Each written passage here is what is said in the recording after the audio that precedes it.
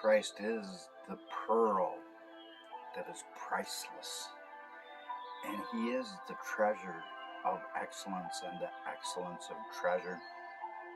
Roman Catholic Church, they made Pontius Pilate and his wife saints.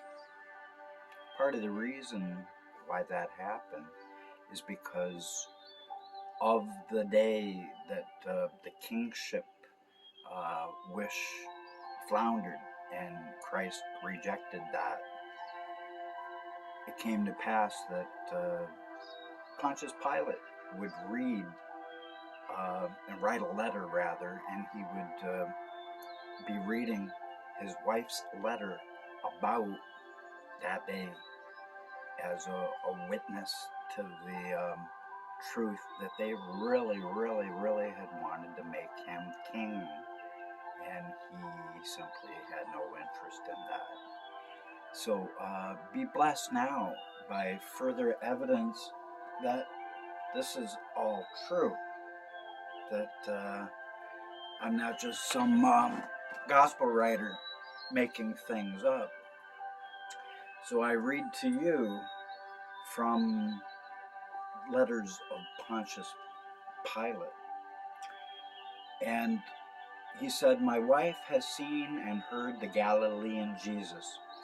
She writes to me," said Pilate, "that as soon as they had crossed into Galilee on that day, the day of the... They really wanted to crown him and give him a throne. That on that day they had crossed into Galilee and had started on the road which runs along the west side of the lake. They began to hear of little else except King Jesus, let's make him king." And this had been throughout the crowd all day.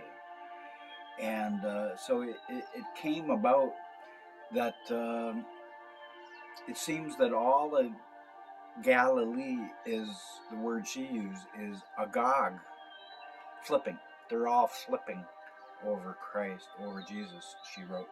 "Everyone knows of someone who has heard of someone else who has been cured of some disease or other."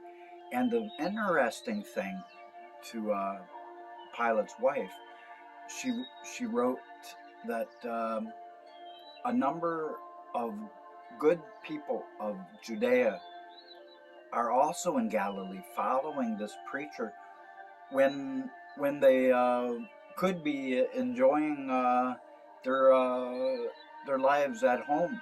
It was a lot of effort to get all the way above past Capernaum off the Sea of Galilee. It was a long journey for many.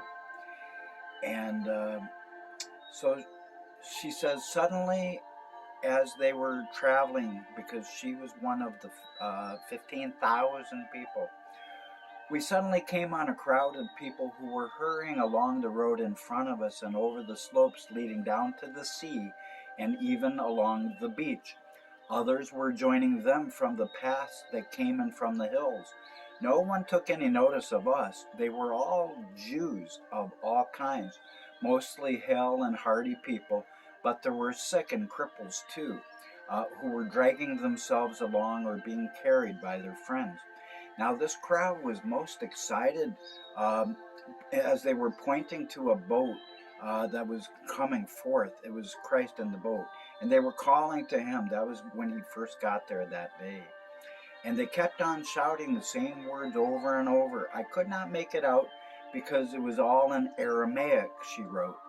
And when I asked someone else, they didn't know either. And so they stopped at a farmhouse, and the crowd there rushed on, and presently she could see them leaving the high road and hurrying down to the shore where he was coming.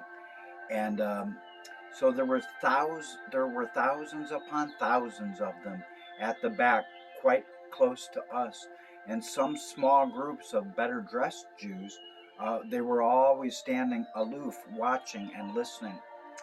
And she said, I saw the preacher, Jesus. Now this is her eyewitness description of the Lord. And I saw the preacher, our Majesty of Majesties, clearly wrote Pilate's wife, "He is a strange man, gaunt and rugged, as though he were burnt up by the fire of his passion. When you see his face and you hear him speak, he is full of self-confidence. He is imperious, regal, majestic, often fierce." And the crowd was noisy at first because those at the back could not hear and there were interruptions. So he put them down and quieted them down with but a few words.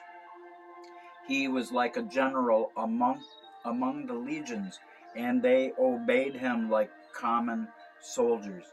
He spoke always as though he thought no one could contradict him. He began quietly, and then he raised his voice, and it became harsh and fervent and passionate. The Jews from Jerusalem, they were fidgeting and muttering to one another. And he became quieter again. And the people, they murmured all throughout that crowd, and they wanted to press into him. And it was time that they wanted to make him king. But it would be kept under wraps until the end of the day.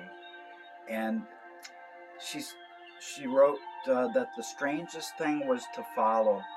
When the ceremony was finished, everything was for a standstill, and the crowd began to stir.